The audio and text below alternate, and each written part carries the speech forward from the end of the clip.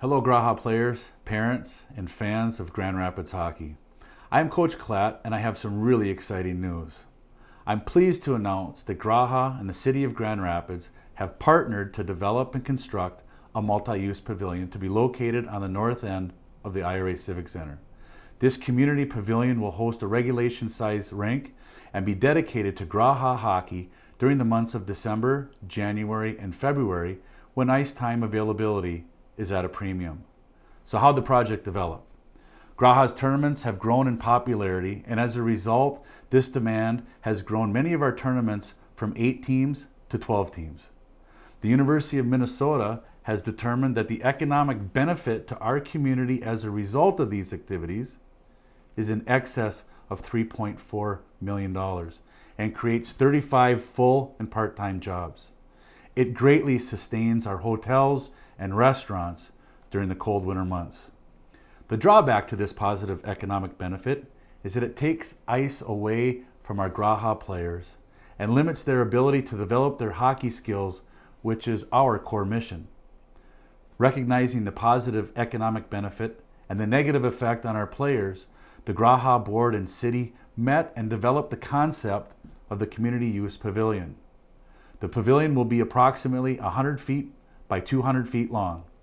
Part of the project will be to create the warming shack, which will be located inside the north end of the west venue. The cost of constructing the pavilion is currently estimated at about $800,000. Graha has committed $250,000. The Blandon Foundation has awarded a grant of $200,000. The city has committed $150,000, and Graha has also committed to raise an additional $200,000 through a capital campaign.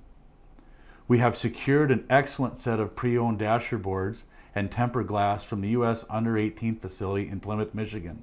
Not only do we have the rink boards, but it includes the players' bench, the officials' box, and the penalty boxes. This was an awesome acquisition.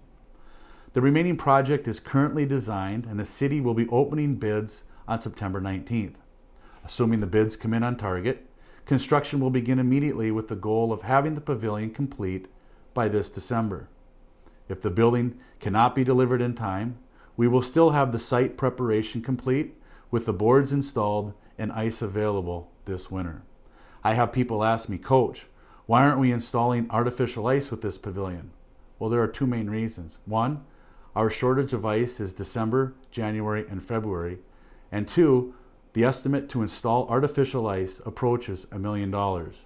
If we find that we are having difficulties making ice in December or keeping it in February, there will be an opportunity to add artificial ice in 2 to 4 years when the city does a major renovation to the ice system on the west venue. With the pavilion covering the rink, we are not anticipating any issues. Another question I hear quite often is, why don't you just play hockey on the other outdoor rinks we have in town? And the issue with that is, as the sun gets high in the sky, the red lines and the blue lines absorb the sun's heat and the ice melts. So we can't play any games on the outdoor rinks. This pavilion is going to allow us to have games outside while we have all of our tournament games inside. So our own community members are going to be able to stay here in town and play games on a weekend rather than having to travel all over the state of Minnesota to play other games. This truly is a community use pavilion. If you read my recent post, you will know that I strongly believe in kids playing multiple sports.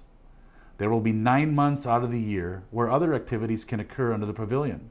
In addition to the sports like soccer, baseball, lacrosse, tennis, pickleball, the facility can host events like farmers markets, Highway 38 garage sales, company picnics, and music concerts. So how can you help? Please consider a financial donation to the project. Encourage others to support the project as well. No donation is too small. The more successful our capital campaign, the more enhancements that can be added to the pavilion. For more information, contact Dale Anderson, our Park and Recreation Director, at 326-7604. As a hockey community, we are truly in a great position to develop not only great hockey players and teams, but great human beings. This pavilion will play a critical role in achieving those goals. Thank you for your time, and I look forward to seeing you at the rink.